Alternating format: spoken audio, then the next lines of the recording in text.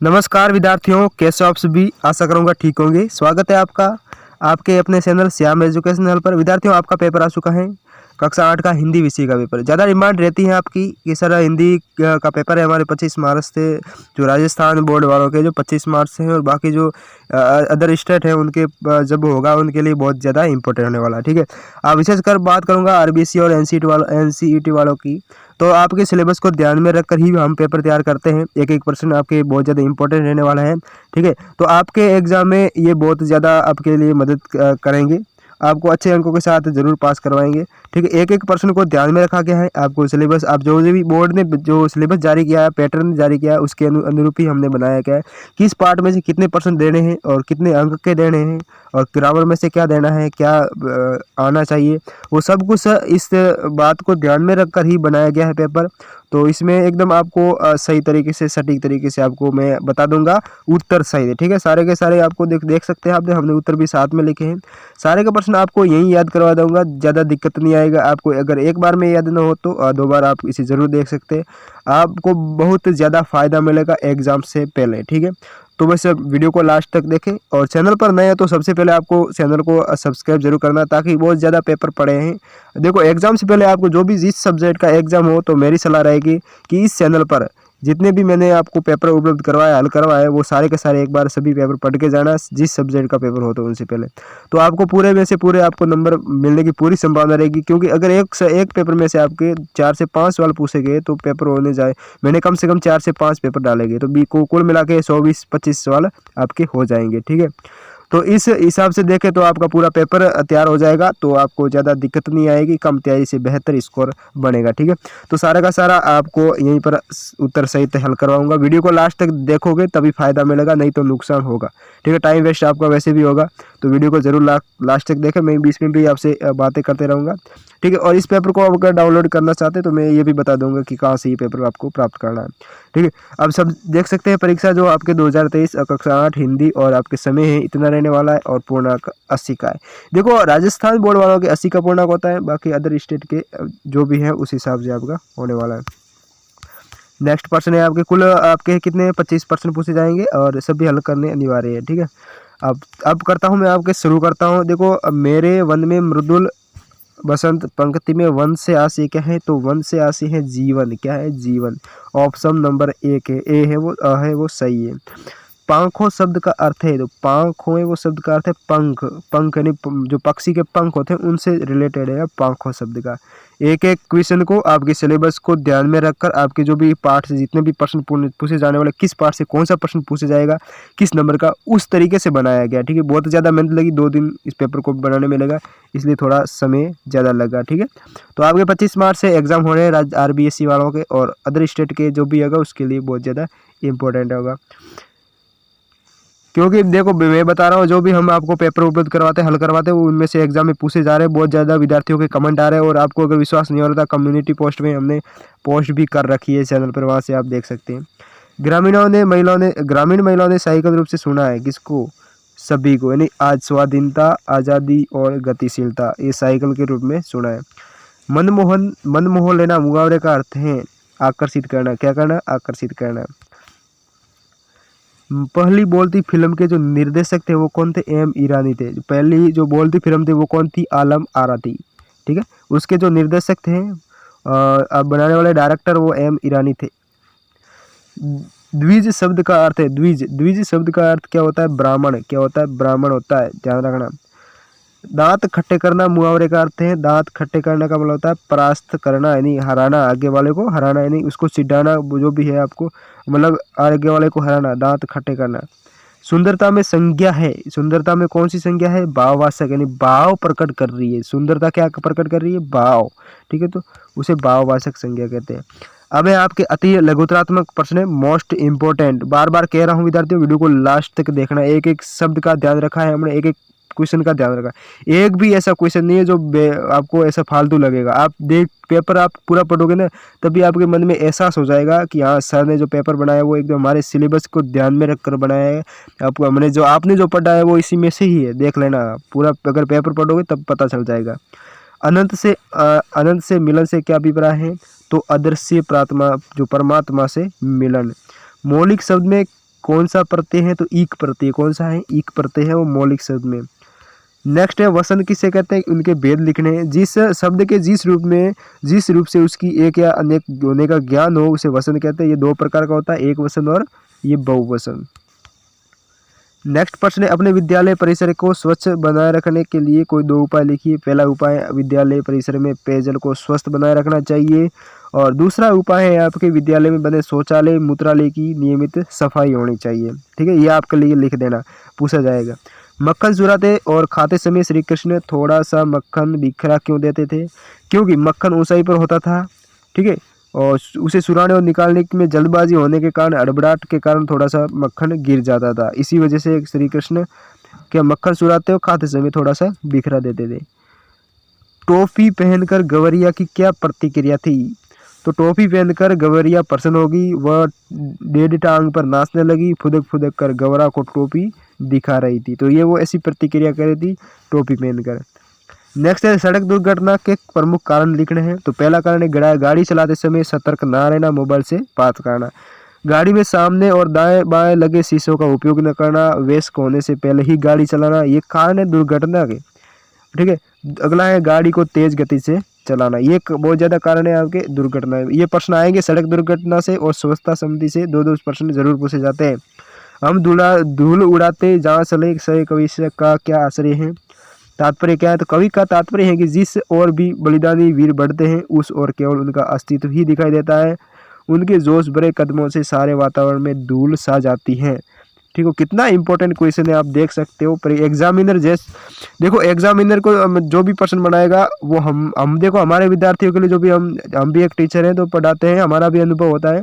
तो जिस तरीके से हमारा अनुभव होता है वो एग्जामिनर का वैसा का वैसा होता है। जिस तरीके से हम क्वेश्चन को तैयार करते हैं, एक एक को आपके जो यूनिट होती है और ग्रामर को समझ कर निकालना पड़ता है बाहर क्वेश्चनों को, इस तरीके से एग्जामिनर भी निकालता है। तो थोड़ा बहुत मैच जरूर होगा, जो भी हम बना रहे हैं उनमें से बिल्कुल पूछा जाएगा। आप तैयारी करें, लगातार जुड़े रहे चैनल से, और चैनल को आप सब्सक्राइब जरूर करें। निम्नलिखित शब्दों की तीन तीन पर्यायवाची शब्द लिखिए। निम्नलिखित शब्दों के तीन तीन पर्यायवाची, अग्नि का आग अनल पावक, चंद्रमा का शशि सोम सुधाकर, मनुष्य का नर मानव आदि, पक्षी का खग द्विज पखेरु। याद करके जाना एग्जाम से पहले विद्यार्थियों, बहुत ज़्यादा फायदा होगा आपको। देखो अभी तक आपने कुछ याद नहीं है, मान लो किसी भी विद्यार्थी को कुछ याद नहीं है, तो मैं कहूँगा हमारे जो चैनल पर 4 से 5 3 से 4 पेपर हल करवा दिए मैंने हिंदी के और अदर सब्जेक्ट के, सभी सब्जेक्ट के मैंने पेपर हल करवा दिए। आप एग्जाम से पहले सारे के सारे पढ़ के जाना, याद करके जाना। आपको कुछ भी याद नहीं है तो आप भी पास हो जाओगे, ये हमारा आपसे वादा है। कबीर के दोहों को साखी क्यों कहा जाता है, लिखिए।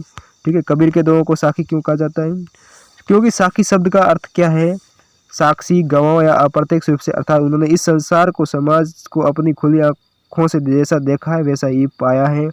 वे समाज में व्याप्त कुरीतियों, अंधविश्वासों और आडंबरों को समाप्त करना चाहते, इसलिए उन्होंने इनका विरोध कर जीवन सत्य को अपनी वाणी में व्यक्त किया है। कामचोर कहानी का मूल उद्देश्य क्या है, तो कामचोर कहानी का जो मूल उद्देश्य है ये कि प्रत्येक माता पिता को अपने बच्चों में काम करने की आदत डालनी चाहिए, उन्हें कर्मठ और परिश्रमी बनाना चाहिए, बच्चों को कर्तव्य परायण होना चाहिए। ठीक है, तो ये आपके जो कामचोर कहानी है उनका मूल उद्देश्य है। देखो विद्यार्थियों, काफ़ी बच्चों का और विद्यार्थियों का कमेंट आ रहा है, सर आप जो पढ़ा रहे हैं बहुत अच्छा पढ़ाते हैं, हमारे एग्जाम में भी पूछा जा रहा है। बहुत सारे ऐसे विद्यार्थी हैं जो मैं पर्सनल कमेंट भी करते हैं, तो उनका धन्यवाद देता हूं स्पेशल, जिन्होंने इतना सपोर्ट बनाए रखा। आज कम समय में आपका परिवार 12,000 सदस्य हो रहे हैं विद्यार्थियों। कल तक आपके 12,000 विद्यार्थी जुड़ चुके हैं बहुत कम समय में। इतना प्यार, बहुत बहुत आपको धन्यवाद देता हूँ विद्यार्थियों, जिन्होंने मुझ पर विश्वास करके आप इस चैनल पर तैयारी कर रहे हो। आपका विश्वास ऐसा ही बने रहेगा तो हम इतनी शानदार तरीके से आपको पढ़ाएंगे। ठीक है, आपको कोई दिक्कत नहीं आएगी।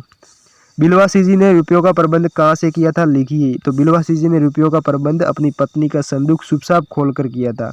उन्होंने ये काम इतनी सफाई से किया था कि उनकी पत्नी को इनकी भनक भी नहीं लग पाई थी। तो उन्होंने इसलिए इससे ही ऐसे आपको क्या किया था, रुपयों का प्रबंध किया था। नेक्स्ट है 21वां, स्वच्छता के लिए विद्यार्थियों को क्या क्या प्रयास करने चाहिए। तो सबसे पहला है शौच के उपरांत हाथ को साबुन से धोना, नाखूनों को काटना, हमेशा खाना खाने से हाथ धोना, खाना खाने से पहले और रोजाना स्नान करना। ठीक है, अगर आप इस पेपर को डाउनलोड करना चाहते हैं, प्राप्त करना चाहते हैं, तो हमारे जो इस वीडियो के लिंक में वीडियो के डिस्क्रिप्शन में लिंक दे रखा है वेबसाइट का, वहाँ पर आप सीधे क्लिक करोगे तो सीधे ही वेबसाइट में पहुँच जाओगे। वहाँ से आप किसी भी सब्जेक्ट का आप पेपर प्राप्त करना चाहते हैं तो वहाँ से डाउनलोड कर सकते हो। ठीक है, निम्नलिखित पद्यांश की 100% व्याख्या करनी है, 100%। ठीक है, तो किस तरीके से करनी है आप ध्यानपूर्वक देखो, वीडियो को लास्ट तक देखोगे तभी याद होगा, तभी आपके अच्छे रैंक से आप पास होगे। तो ये जो हम तो केवल ये आंकते हैं कि एक देश की धरती दूसरे देश को सुगंध भेजती है और वह सौरभ हवा में तैरते हुए पक्षियों की पंखों पर तैरता है और एक देश का बाप दूसरे देश में पानी बंद कर गिरता है। तो इस सब प्रसंग क्या है कि ये पद्यांश श्री रामधारी सिंह दिनकर द्वारा रचित कविता भगवान के डाकिए से लिया गया है। यहाँ कवि ये बताना चाहता है कि पक्षी और बादल भगवान के डाकिए हैं जो स्वतंत्र भाव से पूरित होकर विश्व बंधुत्व का संदेश एक देश से दूसरे देश में पहुँचाते हैं। ये प्रसंग हो गया इसका, मतलब कहाँ से लिया, किस कविता से लिया, इसके बारे में बताना है।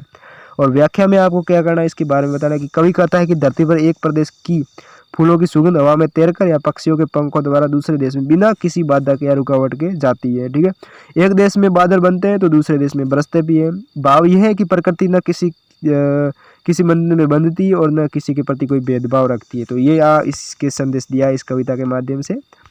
मोस्ट इंपॉर्टेंट परीक्षा में रहने वाला आपके।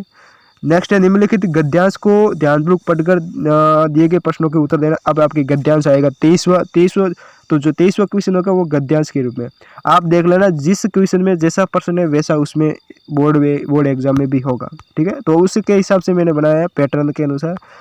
तो ये आपका क्या है गद्यांश। दिन भर की भूखी भेड़े दाने का सूप देकर जो सबकी झपटी तो भागकर जाना कठिन हो गया। लष्टम पष्टम तख्तों पर चढ़ गई, पर भेड़ चाल मशहूर है उनकी नज़र तो बस दाने के सूप पर ही थी। पलंगों को पलंगाती, बर्तन लुढ़काती, साथ साथ चढ़ गई। तख्त पर बानी दीदी का दुपट्टा फैला हुआ था जिस पर गोखरी, चंपा और सलमा सितारे रखकर बड़ी दीदी मुगलानी बुआ को कुछ बता रही थी। भेड़े बहुत निसंकोच सबको रोनती बैंगनों का छिड़काव करती हुई दौड़ गई। तब इसका क्या करना, इसका जो ये गद्यांश दे रखा ना, इसमें से पढ़ लिया हमने और इनमें से क्वेश्चन को ढूंढ कर निकालना है। तो सबसे पहला क्वेश्चन है कि उपयुक्त गद्यांश का शीर्षक क्या है। तो शीर्षक का क्या है, भेड़ चाल का प्रभाव। इसका शीर्षक क्या है कि भेड़ चाल का प्रभाव कैसा। ठीक है, दूसरा है कि भेड़े एक साथ किस पर और क्यों झपटी। तो आप यहाँ जो क्वेश्चन दे रखा है इसका उत्तर है कि भेड़े एक साथ सूप पर झपटी क्योंकि वे दिन भर भूखी थी और उनकी नज़र सूप पर रखे दाने पर थी।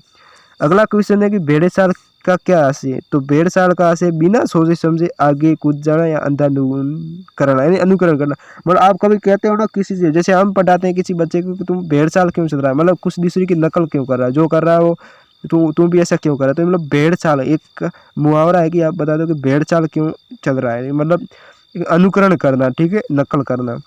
नेक्स्ट है कि बड़ी दीदी किसे का क्या बता रही थी। बड़ी दीदी किसे क्या बता रही थी। बड़ी दीदी मुगलानी बुआ को क्या बता रही थी, दुपट्टा फैलाकर उसमें गोखरी, चंपा और सलमा सितारे रखकर बता रही थी।